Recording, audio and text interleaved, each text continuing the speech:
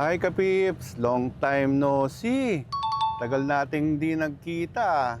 Anyway, ngayon po, kasama ko yung family ko, tong wife kong napakaganda. Pumayat siya. Tingnan nyo guys, pumayat to. Laki ng pinayat to. Palakpakan! Anyway, today is Ash Wednesday.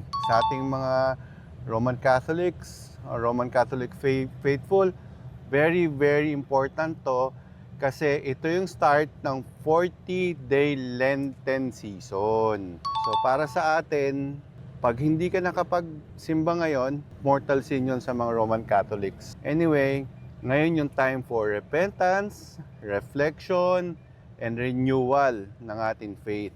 So mga guys, we're on our way doon sa ating simbahan na ang Nuestra Señora del Pilar, kung saan tayo hermano at hermana na kasama ko yun noong nakaraan, di ba? Yun ho yung simbahan kung saan tayo yung caretaker.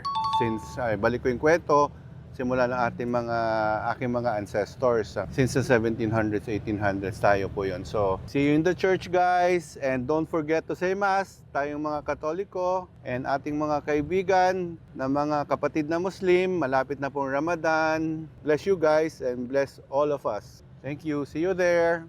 I love you.